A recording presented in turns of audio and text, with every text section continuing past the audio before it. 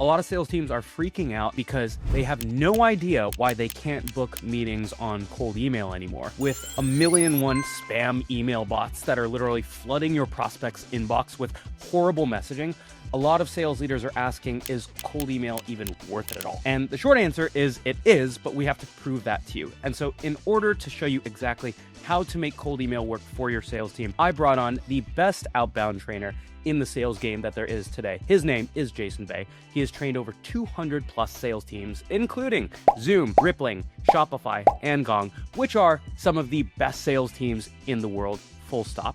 And we're gonna break down how to lead a cold email machine of a sales team in 4 steps. Number 1 is we're gonna answer, does cold email even work anymore? Number 2, we're gonna teach you how to create your minimum viable cold email framework for your team. Number 3, we're gonna teach you how to teach it to your team in onboarding and then reinforce it as you coach them. And then lastly, number 4, we are going to give you multiple metrics that you can use to tweak and level up your team so that you know that it's actually working. And along the way, we've partnered with the one and only Gong, who has analyzed over 85 million cold emails and given us data that backs all of the cold email benchmarks and all of the cold email tactics that we will share. So Jason, let's start with section 1. Is cold email even worth it anymore? So let's say you had 2 reps sending 1,000 emails each. It's a lot of emails, right? It takes a lot of time to send that amount of emails. Your average rep is only going to book 3 meetings. 3 meetings off of 1,000 emails. Your top performer, however, is going to book 23 meetings. It's literally 8 times more meetings. So the question, does cold email even work anymore? If you have an organization full of reps that are average at cold email, it is absolutely not worth doing. So what we're going to talk about is how to make sure that those reps are executing properly, they're doing it in a way that doesn't take a lot of time, and that they're landing high quality meetings that can turn into pipeline. And so here's the thing, folks, is a lot of people obsess with writing the perfect cold email. And if their team is struggling with cold email, they obsess for days about the perfect subject line, the perfect framework, the body, the CTA, and all that stuff. And all that stuff is fine. But if you write the perfect cold email and send it to the wrong prospect, or if you write the perfect email, but it's not in the right language for your prospect, it doesn't matter how good that cold email is. The right cold email language on the wrong prospect is still the wrong cold email. Let's start by breaking down how to first build your minimum viable cold email framework. And that starts with breaking down your personas and your messaging. So the first thing that I would recommend is you need to work with RevOps. And I can't tell you how many teams are on that don't do this. Like, you need to get data that tells you, where do we win the most? And who are the personas that when we land first meetings with them, we have the highest win rates, shortest sales cycles, etc. There's data that you can use to drive that decision making. So once you've found those personas, messaging, the reason why you want to have good baseline messaging is that's the foundation for a cold call talk track. That's the foundation for a cold email template. That's the foundation for how you handle objections. It's how you customize and add relevance into the conversation. So your messaging at a minimum needs to cover 4 main areas for that persona: their current priorities, how they get the job done, so their current solutions, their problems, and then their aspirations.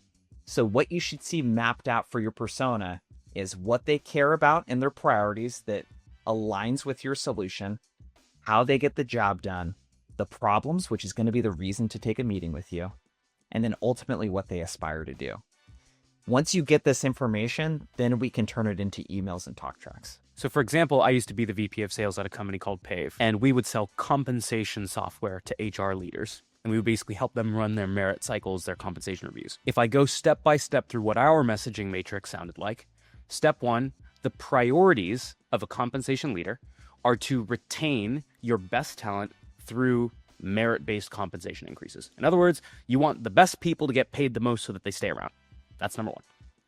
Your current solutions with that, well, most commonly what you are doing to solve that problem as a compensation leader is you're giving people compensation increases every 6 months, and you're running compensation reviews, usually on spreadsheets. The problem that they typically run into is when you get to an org of 100 managers, you literally have 100 different compensation spreadsheets and compensation processes that you need to oversee.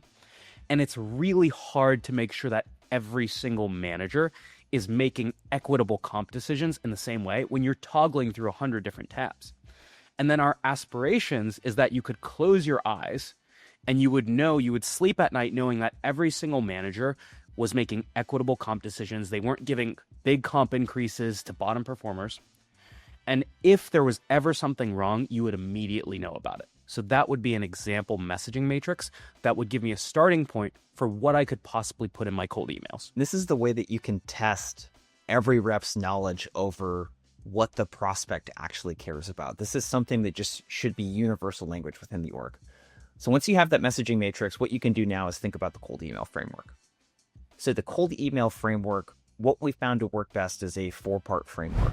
The very first line of the email needs to be the reason why you're reaching out. This is the sentence that is usually personalized. And this is where you're going to point out something specifically about the prospect that relates to a problem you think they might be having. That's the second line. The third line is social proof and value. So a problem you think they might be having related to a similar company that you're helping and the outcomes that you've helped them generate. And then lastly, a short call to action. So it's reason, problem, value and social proof, and then call to action. That messaging matrix is going to help you be able to populate the copy for that email.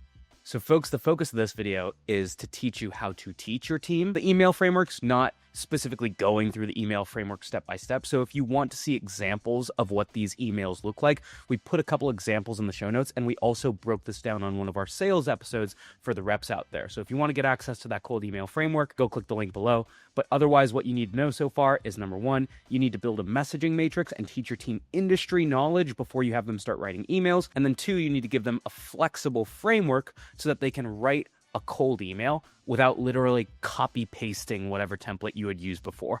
And then lastly, Jason, we know we're not just going to send one cold email. So what else do we need? So if I could add one little nugget to that, it would be, don't create the templates for your reps. I think you can create some as a starting point, but workshop them together either in a small group with your best reps, or just let everyone try to come up with their best stuff. And if you have that messaging matrix and you've taught them the framework, you'll be really surprised at how good some of the emails are that your reps are going to be able to come up with. So lastly, you need 2 to 3 base sequences. So if we're using your example, Armand, there's different personas that you're going to be reaching out to. And one of the things that reps tend to miss the mark on that you need to be aware of as a leader. So they reach out to people with similar messaging and IC and manager roles who are below the power line, as Skip Miller would say, as prospects who are above the power line, director, VP plus. These people have very different jobs. The VP plus is much closer to the business problem. They need to speak more in business outcomes and business problems. So you need different sequences for each of those personas. And that's a good starting point. So for example, when I was at Pave, we had 2 major base sequences. We were reaching out to HR leaders all the time, and we broke that up into above the line, HR leaders, director and above, and below the line, who were typically manager and below. Manager and below people were usually focused on operational problems like the spreadsheets and the amount of time that they spent doing VLOOKUPs and all that nonsense. People above the line were typically focused on priorities like retention and a lot of those priorities and aspirations we talked about in the messaging matrix. And then from there, if there was a specific campaign that was more important than above the line or below the line differentiation, for example, if we were reaching out to a closed loss opportunity, we had separate sequences for other like big events, whether that was closed loss opportunities. Sometimes it was literally a big event that we were inviting people to, and we had purpose-built sequences for other campaigns that we would run as a sales team. So I've got my messaging matrix to teach my team personas. I've got my cold email framework, which helps them write one cold email. And then I have 2 or 3 base sequences that are multi-touch sequences that mix in calls, emails, LinkedIn touches, and more. By the way, we also have some links to those templates in the show notes as well. And now what I need to do is I need to move on and teach my team all of this stuff in a way that doesn't give them massive indigestion because it's a lot of information. So Jason, how do I go about teaching my team cold email? I think there's a couple things. One, you want to do your traditional enablement style session, right? It might be a week's worth of 1-hour calls on a Tuesday, Wednesday, and a Thursday, let's say, to roll out the framework. You should be able to do this in about 2 or 3 hours. I think the really important thing in the way that you structure those sessions, it shouldn't just be enablement in front, talking and teaching the entire time. There should be a rep or a leader doing that alongside of enablement, someone that has practically done this before, and you should break up those sessions where there is some teaching and then some exercises, teaching and then some exercises. For example, if you taught that reply method framework that we just talked about, one of the first things that you might do in one of those sessions is say, hey, now we're going to find 5 accounts that we could write this email to. I'm going to put you in a breakout room with a partner for 10 minutes. Go find those 5 accounts, share it with your partner, then we bring it back to the broad group. This is, by the way, how you can run enablement sessions that reps don't hate. Make them interactive. Put them in a breakout room, they come back, right? Now they go and pull the contacts. They come back. Now they go do the research and they come back. And maybe that first session is all about how do we find good reasons and triggers for reaching out.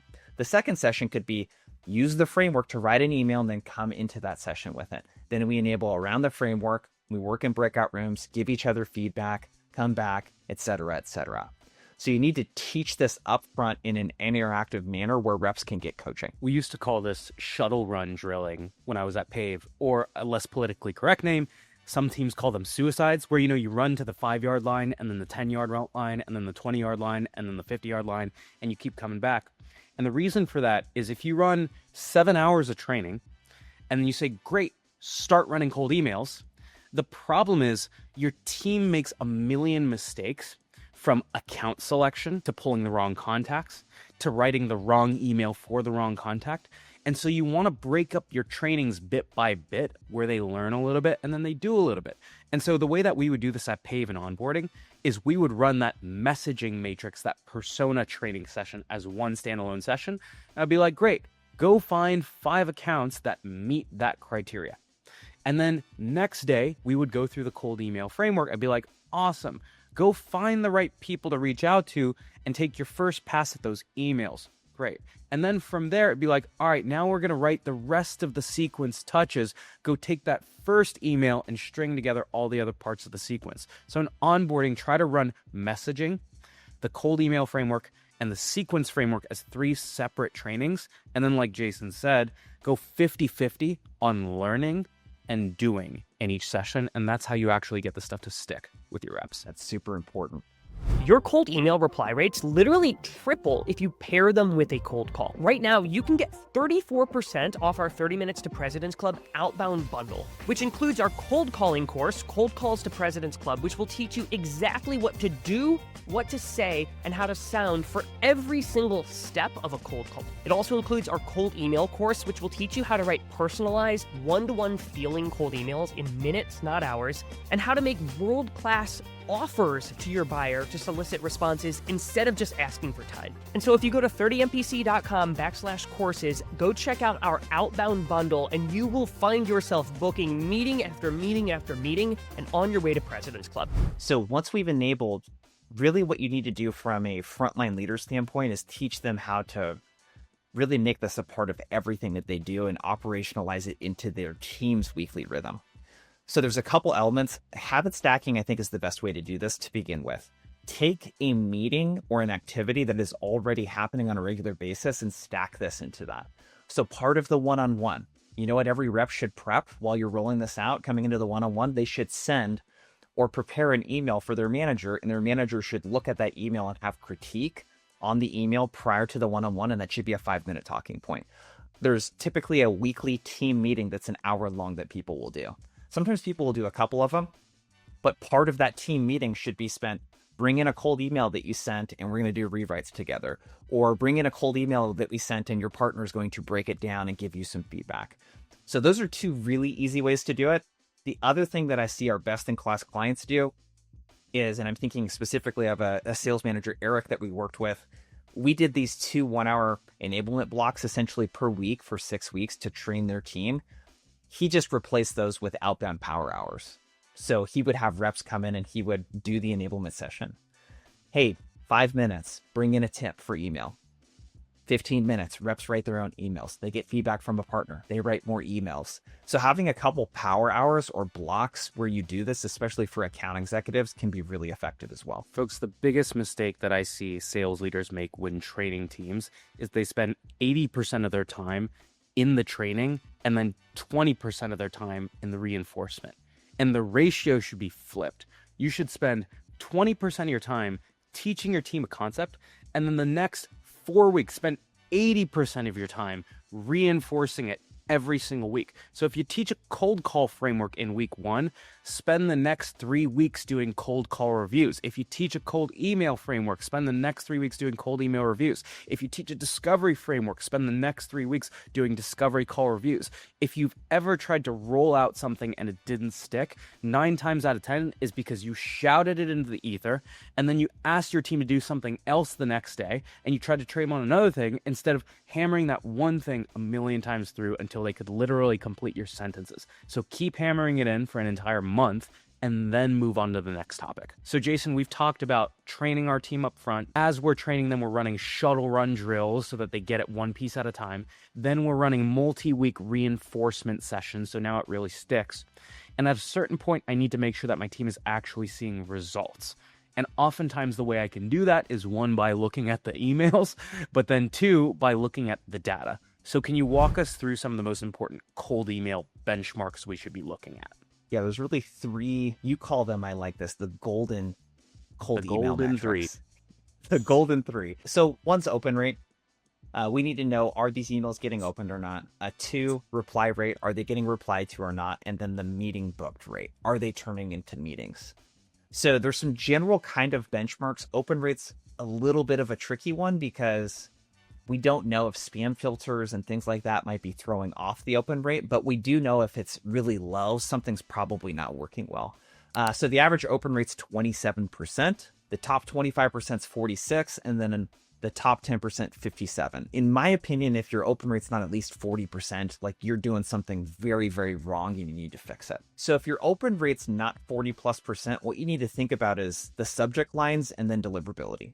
So all of the data that we source from Gong and everything that we teach, the shorter the better with subject lines, 4 words or less, all lowercase letters, and it needs to be something about the prospect. So priority-based language. So if I'm selling a welding solution, it's welders, it's not automate your welding. We don't pitch in the subject lines. Deliverability, there's a lot of different stuff you can do. Mail-tester.com is the best place to start. Send a test email. It'll let you know everything you're doing wrong from a deliverability standpoint. So a lot of times I'll see sales leaders make this big mistake where they see their sales rep sending 1,000 emails and no meetings are coming out. And so what do? They're like, let me go fix all the email copy. And then I'll go under the hood and I'll start looking at their metrics. And the first thing that I'll look at is, are the emails even being open in the first place? And if they're at a 10% open rate, I don't even need to look at what's inside of the email. I know they've either got a deliverability problem and their emails are being sent to spam, which might mean that there are images in the email, I don't know. Or 2, their subject lines suck and they're super spammy. And so what's inside the email doesn't even matter at that point. What matters is getting your deliverability fixed and getting your subject lines fixed so that prospects even open your email in the first place. And you think you made a good point that I want to double down on too, is like you have to fix the right problem. So make sure you're focused on the right thing. Step number 1 is, are they even opening the emails or not? Step number 2 with reply rate, this is going to swing on average from 1.9%. Dude, the sad part is a lot of sales leaders would be really happy if their team had 1.9% reply rate. Pretty good, honestly. And the top 10%, 7.89%. Really with reply rates, like 5%, dude, if you're good across the board, 5%'s awesome. If it's not working, you mentioned this at the very beginning, could be a targeting issue. So the first thing I want to know is, are these even going to people that could say yes to us? That's number 1. Number 2 is messaging. There's some really quick, easy things in here.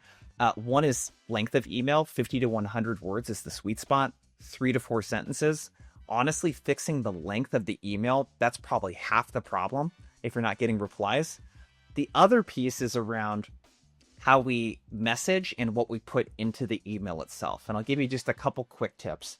Same rules apply for reply rates. When you pitch, use buzzwords, AI, etc., it literally reduces your reply rates by as much as 52%. So I want to use priority-based language, and I want to leverage social proof specifically is going to have a really dramatic impact on your reply rates. And last but not least, the call to action. What you want to make sure of is that you're not asking for time. That's going to have a pretty dramatic negative effect. I think it's 44% lower reply rates when you ask for time.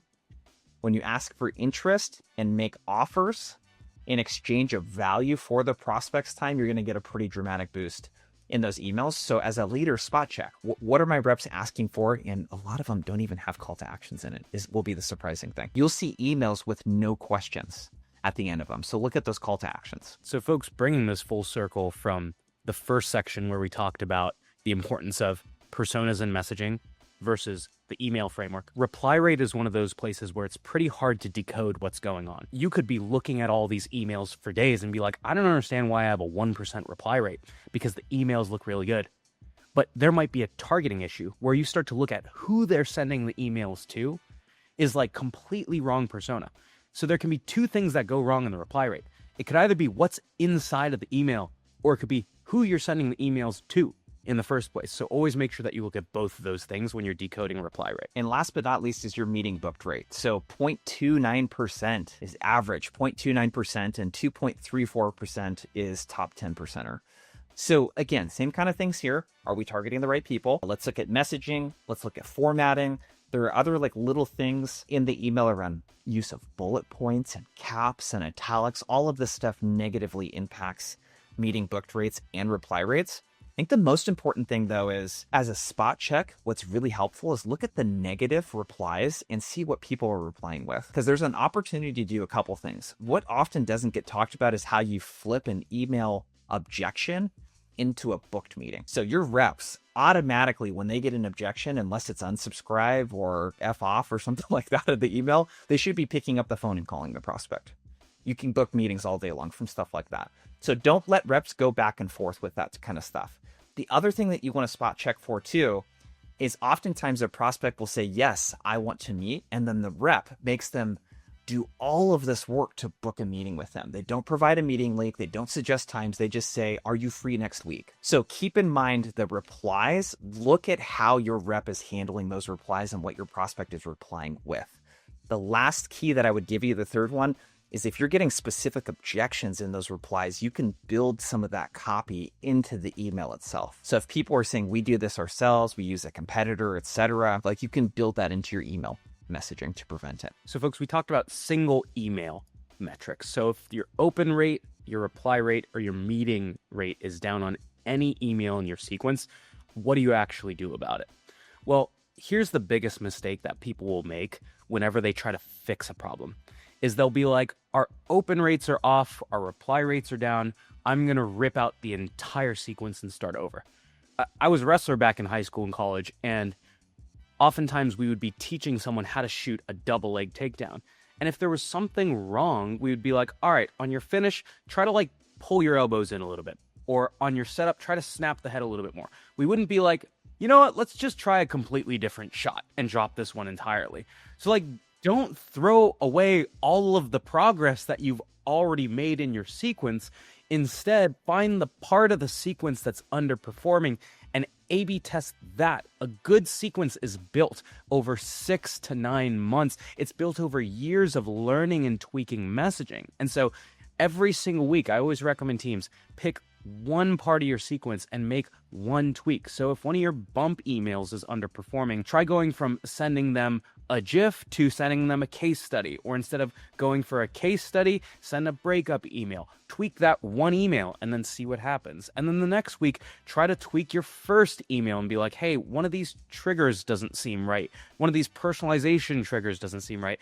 I'm going to try a different personalization trigger. And then over time, you will build the perfect sequence, but you're never going to build the perfect sequence if you start over and over again. So we talked about conversion metrics, and now the final metric to look at is how many emails should I actually be sending? And this is probably the hardest question to just like templatize, because if you're in enterprise sales versus SMB sales, it's going to be like massively different. So Jason, how can we start to unpack this? So I think a rep and SDR could realistically personalize 5 accounts per day.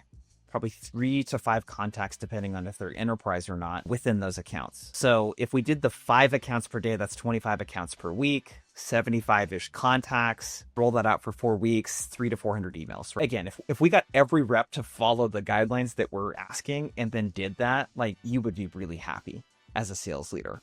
So where this starts to change, though, is you had mentioned like segment, like SMB working a really big patch volume is going to be much higher. There's going to be more automation, less personalized emails. They might have sequences that don't even have call steps in them. It might be call only sequences with a dialer. I mean, there's just all kinds of different nuance there. And then you have your enterprise and small patch where you might only have 50 accounts and maybe you're working 5 to 10 like for an entire month even, right? And you're going super deep because they have multiple business units. But I think the effort piece that you can look at is 5 accounts per day for someone that has to research these accounts and write the emails. That's a handful. If you're an account executive, again, if I was managing these people, I'd be happy if they did a 5x5, 5 accounts the entire week and 5 contacts, 3 to 5 contacts at each of those accounts. So you got to come up with some base level of effort that a person needs to spend in order for it to be realistic for them to get the outcomes. So oftentimes what I'll do is I'll ask a team, start with your top rep. How many accounts does your top rep work? How many emails does your top rep send every single week? And they might be like, they drop 25 accounts in the sequence a week. That's 75 new contacts in sequence per week. It's a 4-week sequence. So that gets you like 300 to 400 emails a week. And they typically book 3 to 4 meetings off of that. And I'm like, okay, cool. So that's like baseline. Okay. So 25 accounts per week, 300 to 400 emails per week. If you want to get more meetings, then you either have your team send more emails or better converting emails. And how you decide if you go more emails or better emails is you can send more emails if you have more TAM. You have more accounts you can reach out to. If you don't have more accounts you can reach out to, you got to send better emails. It's pretty simple, but like throw a rod into the river and like draw a line in the sand and see if that gets you the amount of meetings that you need. And if not, do more or do better. I think you mentioned something really important too around like none of this is static. You have to just start doing it and then adjust based on the results and the data. So folks, let's recap everything that we covered. So first we talked about building your minimum viable cold email framework to teach your team. There are 3 parts of it: your messaging matrix, your cold email framework, and your 2 to 3 base sequences. And again, templates to all of those are in the show notes. Number 2, we said teach it in onboarding upfront in 3 separate sessions, and then reinforce it every single week in a meeting that is already happening, ideally. And then 3, we talked about the golden 3 metrics, which are your open rate, your reply rate, and your meeting rate. And then we talked about throwing that rod in the line to figure out what baseline volume should look like, and then doing either more or better to tweak from there. So folks, if you like this one, there are a ton of free resources that we've included in the show notes, the sequences, the email templates, multiple examples, and all of this stuff comes directly from the cold email course that we put together with the one and only Jason Bay right here. And if you are listening to this video, then you exclusively, because you are one of our wonderful YouTube friends, get a discount code right here to get this course because you're watching this live. And folks, if you like this one, you'll definitely like what's inside of that course. We'll see you on the next one.